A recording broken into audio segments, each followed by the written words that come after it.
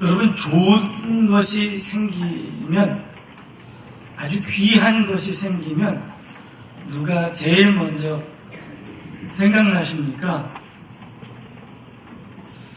이걸 누구에게 주고 싶으십니까?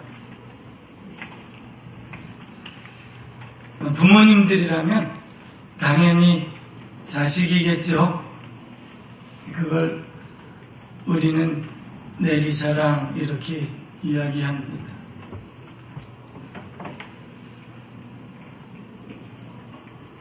우리가 우리 인간 부모의 마음을 조금만 헤아리면 하늘에 계신 우리 아버지께서 우리에게 얼마나 좋은 것을, 귀한 것을 주시려고 하는지 이내 깨닫게 됩니다. 나 한 사람을 천하보다 귀하게 여기시는 분, 그래서 나를 살리시려고 십자가에서 대속의 피를 흘려주신 그분의 사랑을 헤아리고 그분께 감사하는 삶이 되기를 축복합니다. 하나님께서 나를 천하보다 귀하게 여기시는데, 그러면 나도 주님을 천하보다 귀하게 여기고 있는가? 이게 참 끊임없는 제 삶의 숙제입니다. 여러분, 소위 황금률이라고 하는 성경 구절을 아시나요? 마태복음 7장 12절 말씀을 우리가 황금률이라 그래요. 율법 중에서 황금 같은 율법이다. 그런데 이 말씀이 우리에게 너무나 잘 알려진 마태복음 7장 7절에서 11절까지의 말씀 다음에 나온다는 것이 이채롭습니다. 의미심장해요. 마태복음 7장 7절에서 11절 말씀 다 아시는 말씀이에요. 구하라 그리하면 너희에게 주실 것이요, 찾으라 그리하면 찾아낼 것이요, 문을 두드리라 그리하면 너희에게 열릴 것이니, 구하는 이마다 받을 것이요, 찾는 이는 찾아낼 것이요, 두드리는 이에게는 열릴 것이니라. 사실 이 말씀을 우리는 우리가 가진 권리에 대해서만 생각합니다. 하나님께 구하면 주신다 그랬으니까, 찾으면 찾는다 그랬으니까, 두드리면 열린다 그랬으니까 주세요. 그런데요, 이 말씀을 잘 읽어보시면 이게 하나님, 우리 아버지의 마음을 우리에게 전하는 말씀이라는 것을 깨달아 알 수 있게 됩니다. 이게 하나님 마음이라는 거예요. 구하면 주고 싶고, 찾으면 찾고 싶고, 문을 두드리면 열어주고 싶은 것이 하나님의 마음이에요. 그래서 이렇게 말씀하시는 거 아니에요? 너희 중에 누가 아들이 떡을 달라는데 돌을 주며 생선을 달라는데 뱀을 줄 사람이 있겠느냐? 너희가 악한 자라도 좋은 것으로 자식에게 줄 알거든 하물며 하늘에 계신 너희 아버지께서 구하는 자에게 좋은 것으로 주시지 않겠느냐? 저도 자식을 키워보니까요, 떡을 달라 하는데 돌을 줘야 하는 그런 상황이 생기더라고요. 생선을 달라 하는데 뱀을 줄 수밖에 없는 그런 상황이 생기더라고요. 그러나 아버지의 마음은 떡을 주고 생선을 주고 싶은 마음이라는 것을 하나님께서 우리에게 가르쳐 주십니다. 왜요? 하나님께 우리는 천하보다 귀한 사람들이거든요. 믿으십니까? 여러분 믿으세요? 네, 자식들은 부모님의 그 마음 잘 몰라요. 여러분 여기 부모님들은 그 마음을 조금 아실 것 같은데 그러지 않으신가요? 자식을 뭐하고 바꾸시겠어요? 천하하고 바꾸시겠습니까? 그 다음에 나오는 말씀이 황금률이에요. 그러므로 무엇이든지 남에게 대접받고자 하는 대로 너희도 남을 대접하라. 이것이 율법이요 선지자니라. 율법이요 선지자라는 말은 구약성경 전체를 일컫는 말이에요. 율법의 완성, 사랑입니다. 결국 사랑의 구체적인 실천을 어떻게 해야 하는지 하나님께서 가르쳐 주세요. 하나님은 너희를 가장 귀한 사람으로 여기고 가장 귀한 것을 너희에게 주고 싶어 하시는데, 그러면 너희는 하나님 사랑, 이웃 사랑 어떻게 하면 좋겠느냐? 너희가 대접받고자 하는 대로 먼저 대접하려고 해봐. 하나님 사랑, 이웃 사랑은 일방적인 거 아닙니다. 사랑은 일방적인 거 아닌 거죠? 그렇죠? 수긍을 안 해주시네. 한번 아멘 해주세요. 이건 성경 말씀이니까. 하나님 사랑, 이웃 사랑은 일방적인 거 아닙니다.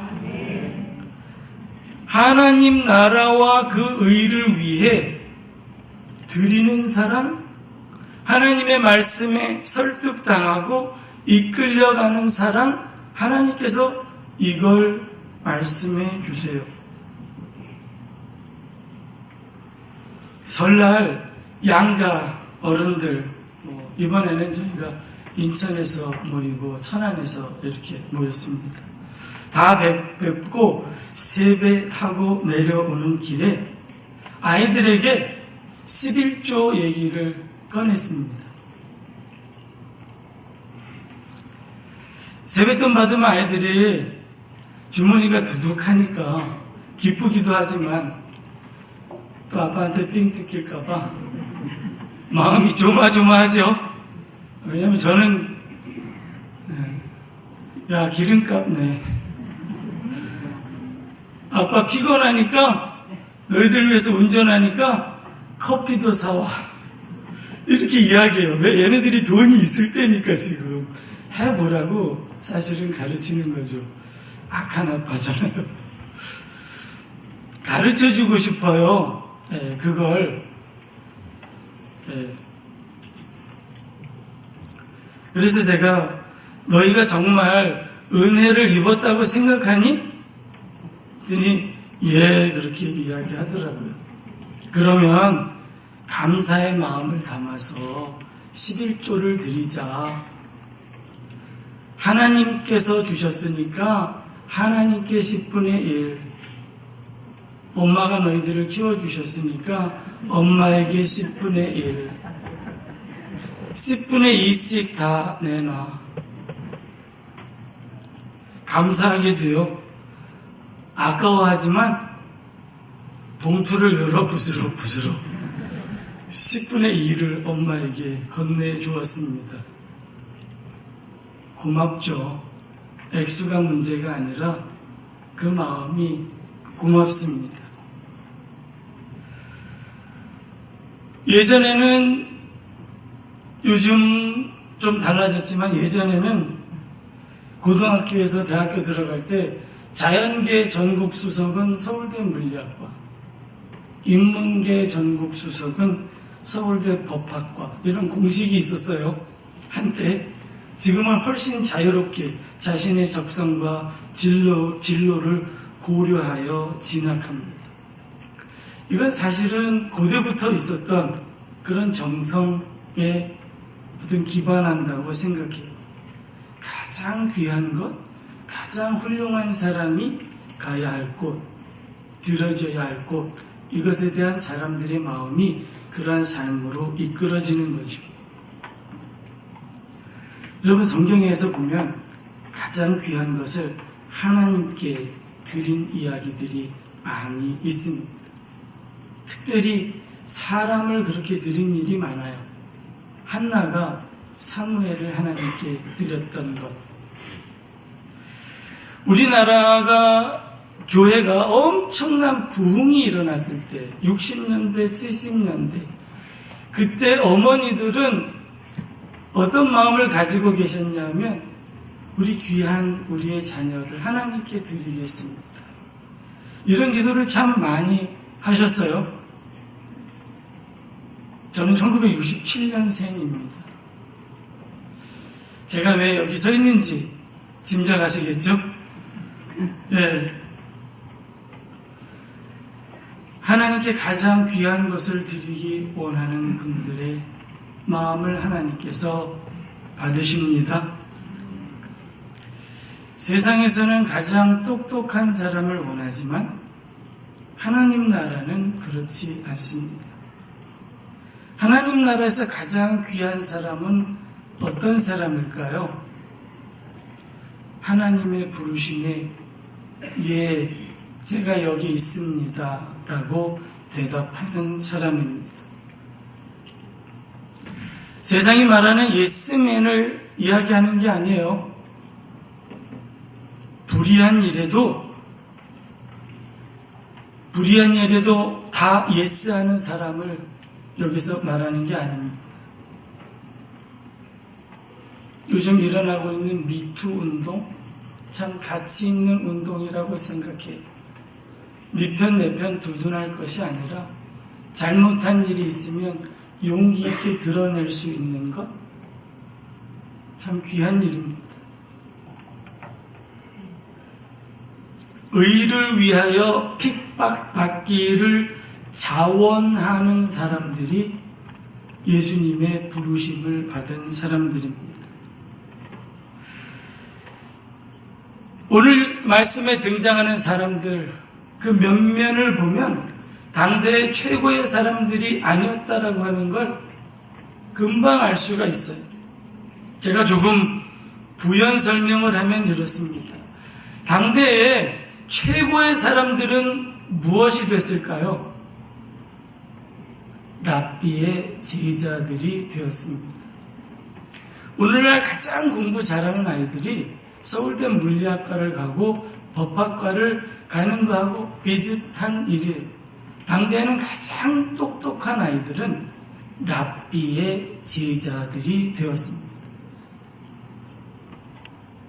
아이들이 제자가 되기 위해서 훌륭한 선생님 아래로 다 모여듭니다. 그렇다고 다 제자가 되는 거 아니에요. 지켜보다가 조금 부족한 아이들은 돌려보냅니다. 너희들은 랍비가 되지 않는 게 좋겠어. 돌아가서 너희들의 다른 일을 찾아가. 돌려보내고 또 한동안 지켜보다가 또 돌려보내고 그렇게 해서 남고 남아서 정말 랍비가 될 만한 아이들, 가장 똑똑한 아이들, 이건 유대교예요. 한마디로 best of the best of the best, 가장 최고의 아이들만 남겨서 제자로 삼습니다. 그런데 오늘 이름이 거론된 12 중에 그러한 사람이 있습니까? 없다고 하는 것은 이들은 당대의 최고가 아니었다는 뜻입니다. 더러는 고기를 잡는 사람이었고 또 누구는 세관에서 일하는 사람이었고 오늘날 보면 좋은 직업이다라고 생각할지 모르지만 최고는 아니었어요. 그런데 예수님께서 이들을 부르셨습니다. 그리고 이들은 예수님의 부르심에 응답했습니다. 그리고 따라갔습니다. 여러분, 하나님 나라에서 가장 뛰어난 사람은 예, 주님, 제가 여기 있습니다 라고 고백하고 주님을 따르는 사람들입니다. 그들이 어떤 능력을 가졌든 그들의 출신 성분이 어떠하든 주님께서 부르실 때 예 하는 사람들. 여러분, 우리 교회 성도들은 그렇게 주님 앞에 주님이 부르실 때 예 주님 제가 여기 있습니다 라고 겸손히 대답할 수 있는 분들이 되시기를 축복합니다. 예수님과 동행하며 전적으로 그분의 뜻을 돕는 일을 할 사람들을 주님께서 부르세요. 베드로와 안드레, 야고보, 요한에 대한 언급은 마태복음 4장 18절에서 22절에 등장하고 9장 9절에 보면 세리, 마태를 부르신 언급이 있지만 12명을 한꺼번에 다 언급한 것은 이번이 처음입니다. 복음서에서 제자라고 하면 예수님을 따르는 불특정 다수를 의미하기도 하지만 보통 이 12를 의미하는 표현이기도 한데요. 이 12이라는 숫자는 구약 성경에 등장하는 12지파에 비교될 수도 있는 상징적인 숫자라고 하는 것을 우리가 알 수 있어요. 결국 이들에 의해서 세워진 예수 그리스도의 교회가 새 이스라엘, 하나님 나라라고 하는 것을 우리에게 가르쳐 주시기 위한 것입니다. 이들을 불러서 예수님의 뒤를 따라 천국 복음을 전하는 사역을 감당할 수 있도록 이제 훈련시키시고 그것을 감당할 수 있는 권세를 주십니다. 여러분, 이 12명이 무슨 자격, 무슨 능력으로 예수님의 제자가 되었을까요? 다시 말씀드리지만 이들은 결코 최고이기 때문에 이러한 일을 부여받은 것이 아닙니다. 자신들이 가지고 있는 가장 귀한 삶을 하나님께 기꺼이 드리겠다라고 주님께 예하였기 때문에 이들이 주님의 제자가 되었던 거예요. 그럼 이들은 무슨 능력으로 주님의 일을 감당합니까? 주님의 능력입니다.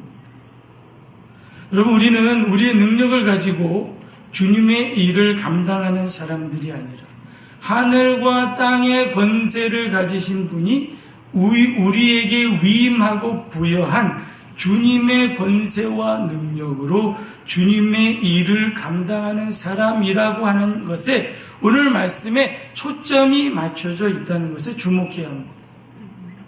귀신을 쫓아내며 모든 병과 모든 약한 것을 고치는 권능이라고 표현된 이것은 그들이 앞으로 복음을 전하기 위해 감당해야 할 모든 사역을 위해 주님께서 주실 권능이 있다라고 하는 것을 우리에게 보여주는 상징적인 목록일 뿐입니다. 우리에게 필요한 것을 주님께서 공급해 주실 줄 믿습니다. 약할 때 강함 주시는 거예요. 이 사도라고 하는 표현은 여러분 잘 아는 것처럼 보냄을 받은 사람이다라는 뜻입니다. 이 말에는 보내시는 자와 동일한 권위를 위임받은 사람이라는 뜻이 내포되어 있어요. 이 12명이 그렇게 주님께 보냄을 받으면서 주님의 권위를 위임받은 사람들이라고 하는 거예요. 어떤 사람들인지 한번 볼까요? 베드로와 안드레, 야고보와 요한, 어부들이었어요. 빌립, 여러분 기억하십니까? 예수님께서 갈릴리에 빌립 찾으러 나가셨다가 나를 따르라 하셨던 그 사람. 바돌로메, 아마도 빌립이 불렀던 나다나엘이다라고 이렇게 이야기합니다. 나사렛에서 무슨 선한 것이 나겠느냐고 했다가 예수님께서 빌립이 너를 부르기 전에 무화과 나무 아래에 있을 때 내가 너를 보았다라고 하는 주님의 말씀을 듣고 깜짝 놀라 주님의 제자가 되었던 그 사람.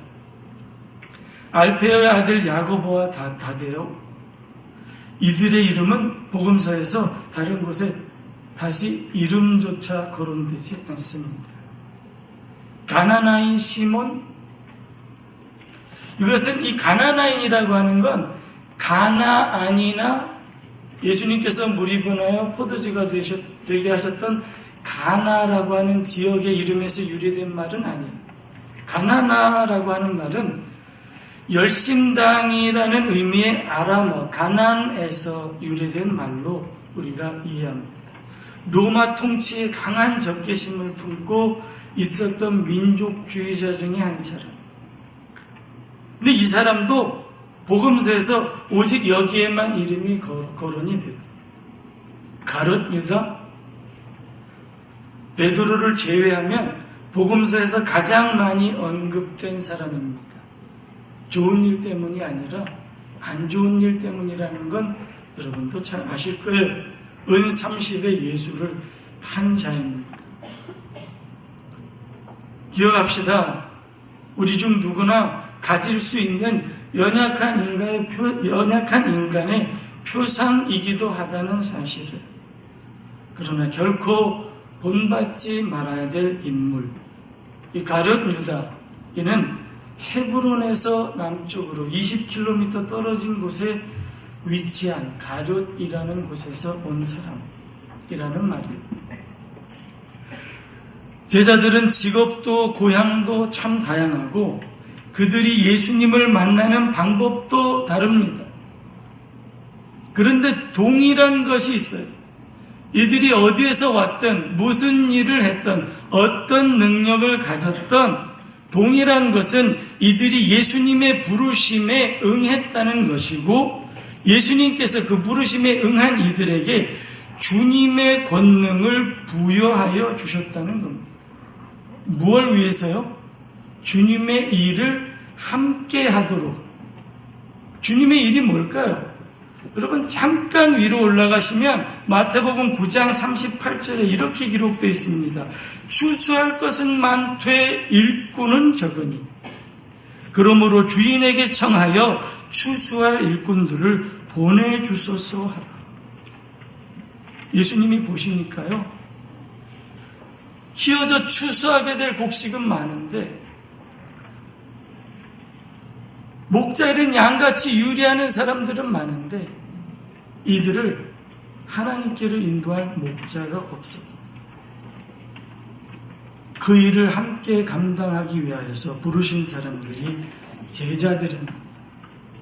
이제 자신의 가장 귀한 삶을 주님을 위해서 드리겠다라고 하는 이들을 주님께서 훈련시키십니다.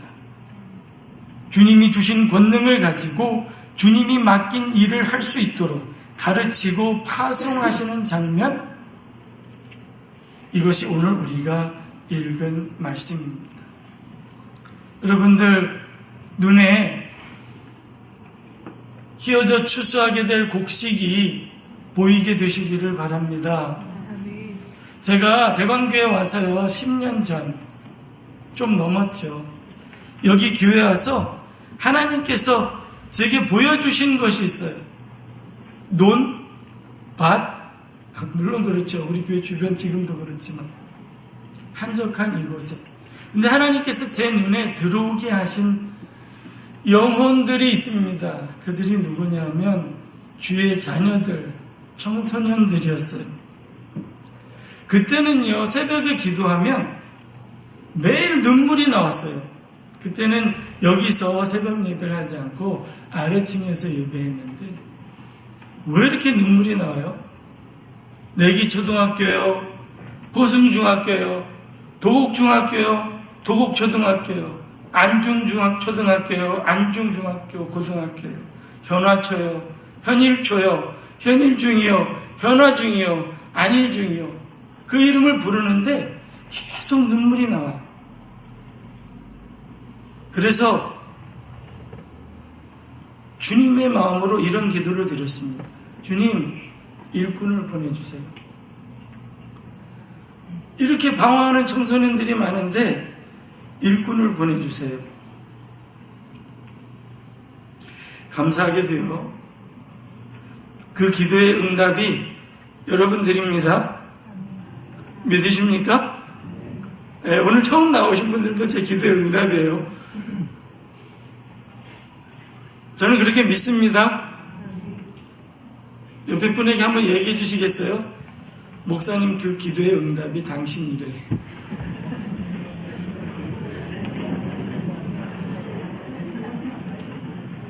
하나님 오죽하시면 화성에서도 보내주세요. 천국에서도 보내주시고, 그때 이제 천국을 위해서 기도 안 했는데 천국을 위해서 하나님의 마음은요 제 마음보다 더 컸어요. 이제 안성에서도 와요. 천안에서도 오고, 저기 보니까 저 서울 끝에서도 오시는 분이 계십니다.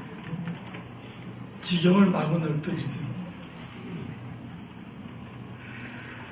주님께는 고작 12명이었는데 제게는 그 100배 이상을 보내주셨습니다. 그 12명이 새로운 주님의 시대에 하나님의 새로운 역사의 중심에 섰던 것처럼 주님 다시 오실 날까지 멈추지 않을 이 거룩한 하나님의 구원의 역사의 연속선상에서 오늘 대광교회에 모인 우리가 우리 앞에 펼쳐주시는 하나님 나라의 새 시대, 새 역사의 중심에 주님과 함께 서 있기를 간절히 소망합니다. 이게 제 기도예요. 주님, 서 있게 해주세요.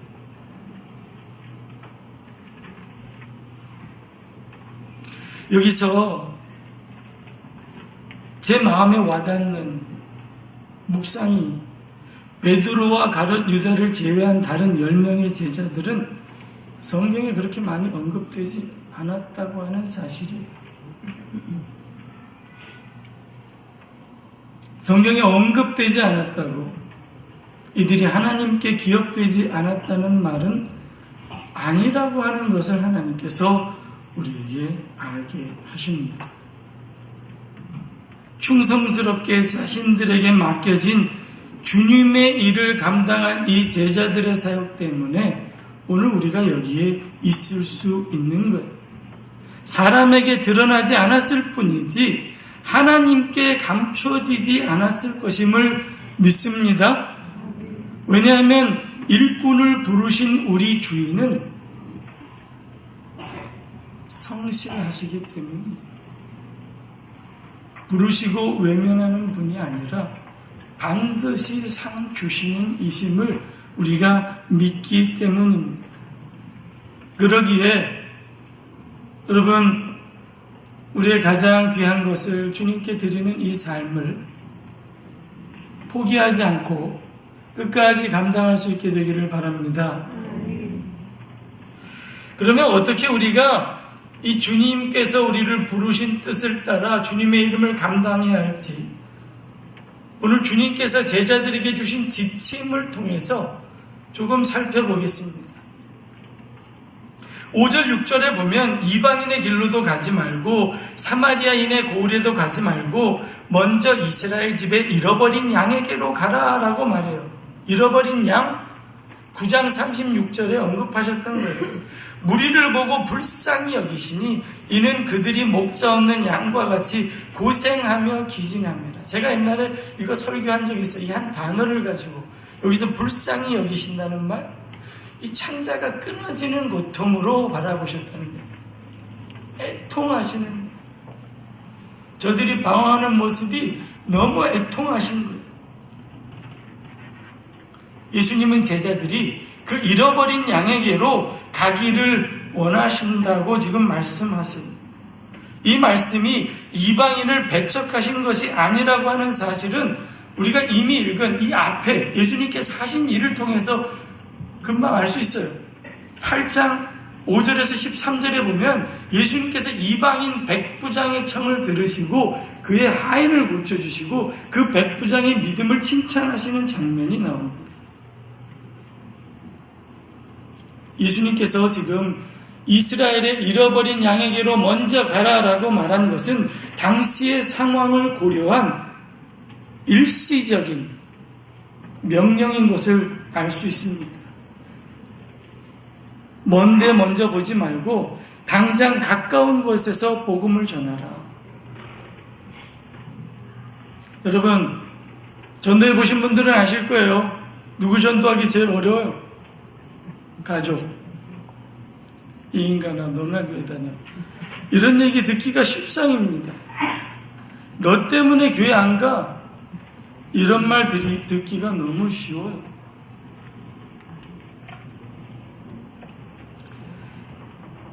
가까운 사람에게 인정받기 어렵고 가까운 사람을 주님께로 인도하기 어렵지만 주님은 그래도 우리 가족과 우리 이웃을 바라보라고 지금 말씀하십니다.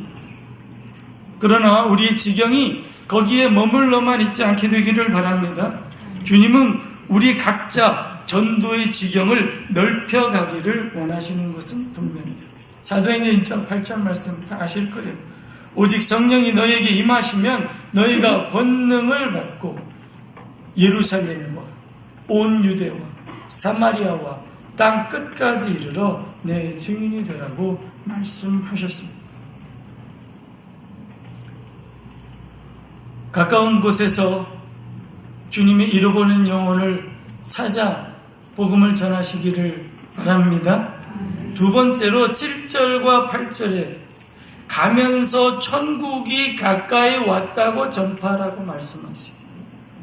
이것을 전하며 병든 자를 고치고 죽은 자를 살리며 나병 환자를 깨끗하게 하며 귀신을 쫓아내라고 말씀하십니다. 이것 또한 제자들이 해야 될 일, 할 수 있는 일에 제한된 리스트라고 그렇게 이해하지 마시고 복음을 전하기 위해서 하나님께서 주시는 무한한 능력의 상징적인 표현들이라는 것을 여러분 알게 되시기를 바랍니다. 눈먼 자를 고쳐주시는 거 언급되지 않았지만 예수님께서 하셨어요. 눈먼 자가 있으면 고쳐주고 말 못하는 사람이 있으면 말하게 해주고 배고픈 사람이 있으면 먹여주고 이 모든 것은 결국 8장 17절에 기록된 대로 예수님께서 우리의 연약한 것을 친히 담당하시고 병을 짊어지신 것처럼 우리가 구원하고자 하는 형제 자매의 아픔을 긍휼한 마음으로 돌아보아 영혼을 살리시는 주님께 어찌하든지 인도하라고 주님께서 우리에게 말씀하시는 거예요. 여러분 신유 기도하십시오. 병낫기를 위해서 기도하십시오. 고치시는 분은 하나님이십니다. 믿으십니까? 우리가 여러 도구를 사용합니다. 여러 사람들이 그 일을 돕습니다만 고치시는 분은 하나님이십니다. 이거 우리가 가지고 있는 믿음이에요. 그런데 많은 경우에 보면 여러분 언제 기도하세요? 아플 때? 날 것 같은 거 기도해요. 안 날 것 같으면 안 해요. 또 안 날 것 같은 건 기도하면서도 안 날 거라고 믿고 기도해요. 여러분, 하나님은 죽은 자도 살리실 수 있는 분이라고 하는 이 믿음을 가지고 기도합시다.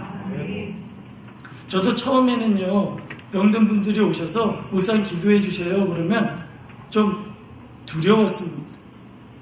내가 기도했는데 안 나면 쪽팔리는 거 아니에요? 우리 목사님 뭐야? 감기도 못 고쳐? 근데 그걸 통해서 하나님께서 제게 주신 은혜가 있습니다. 나는 감기도 못 고칠 자다. 누가 고치세요? 하나님이 고치세요. 저는요, 감기도 못 고칠 자라는 걸 인정합니다. 근데 하나님께서 병낫기를 위하여 기도해 주라라고 말씀하셨기 때문에 예수님의 이름으로 기도할 뿐이에요. 하나님 고쳐주세요. 하나님 고쳐주세요. 하나님은 하실 수 있습니다. 하나님은 죽은 자도 살리실 수 있습니다. 고쳐주세요라고 기도할 뿐입니다. 그런데 이렇게 병든 자를 위해 기도하고 약한 자를 위해 기도하고 귀신 들린 자를 위해 기도하면서 우리가 궁극적으로 하나님께 구하는 것이 뭘까요? 결국을 경험할 육신의 죽음 앞에서 우리가 얻을 부활의 소망을 바라며 하나님의 은총을 구하는 것입니다. 천국 복음을 전파합시다. 영혼을 구원하시고 부활의 소망을 주시는 천국 복음을 우리가 마음에 품고 긍휼한 마음으로 형제 자매들을 돌아보며 복음을 전하게 되기를 원합니다. 9절 10절에 보면 이 세상이나 세상에 있는 것을 의지하지 말고 먼저 궁극적으로 주께서 주신 권능을 의지하라고 지금 이 훈련을 주시는 거예요. 전대에 금이 없어? 은이 없어? 돈이 없어? 그렇다고 포기하지 마.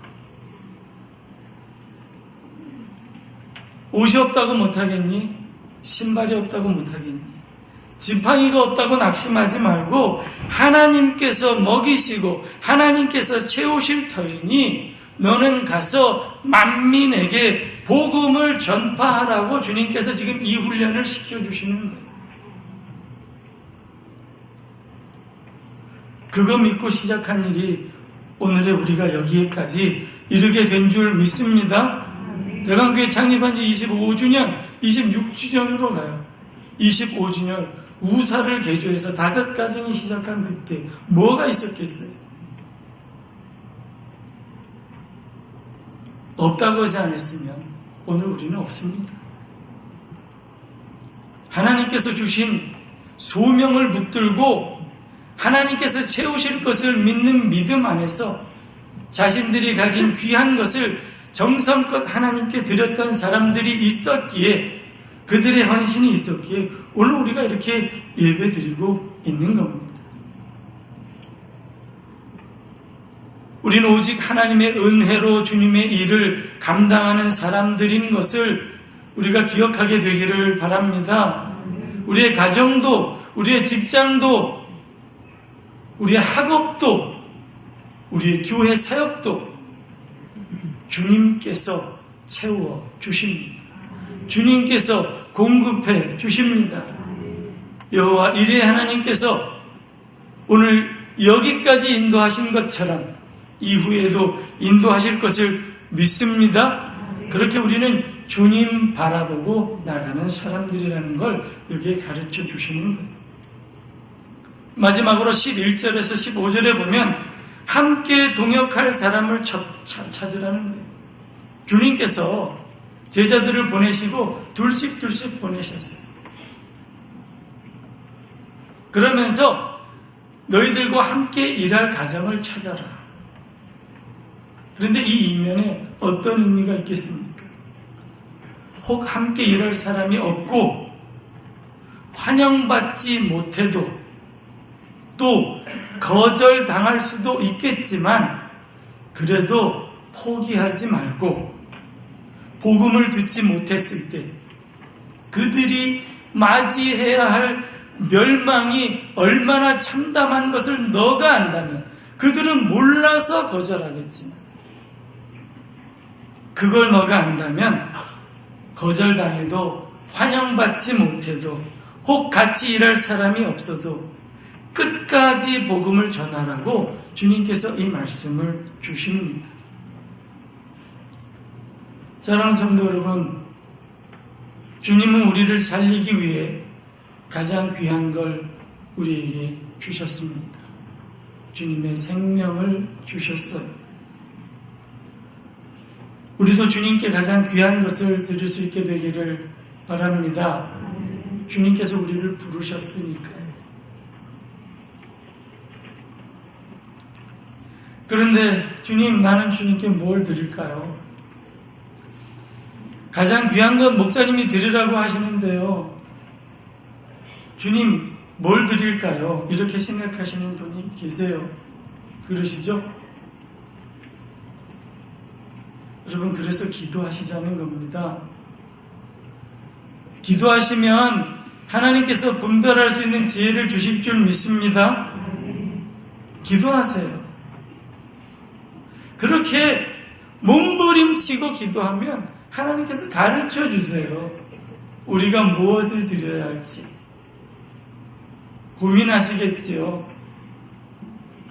그러나 예수님처럼 내 뜻대로 마옵시고 아버지의 뜻대로 하세요라고 고백할 수 있는 힘도 하나님께서 성령의 은혜 가운데 여러분에게 주실 줄 믿습니다. 그래서 우리가 기도해야 해요. 사순절 우리가 같이 기도합시다 이렇게 이야기했는데 새벽 예배 참석률이 날씨 탓이겠죠? 기도합시다. 몸을 쳐서 기도의 자리로 나옵시다. 기도 외에는 이유가 없어요. 저를 따라서 해보시겠습니까? 기도 외에는 이런 이유가 나오지 않는다. 기도 외에는 방법이 없습니다. 이 말씀을 읽고 기도해야 합니다. 기도해야 해요. 같이 기도하시기를 바라요. 사순절 특별 새벽 예배 때까지 지금 못 만들고 계시는 분들이 있는 것 같은데요. 그때까지 꼭 기다리실 필요 없다고 제가 해마다 말씀을 드려요. 갑자기 시작하면 쓰러지세요. 그러니까 이번 돌아오는 주에서부터 한번 몸을 일으켜서 기도의 자리에 한번 나와 보시기를 바랍니다. 주님이 날 부르셨기 때문에 내가 주님께 가장 귀한 것을 드리고 싶은데 어떻게 하면 좋을까요? 가르쳐 주세요. 알게 해주세요. 라고 주님께 그렇게 기도하기를 바랍니다. 그러면 하나님께서 가르쳐 주실 겁니다.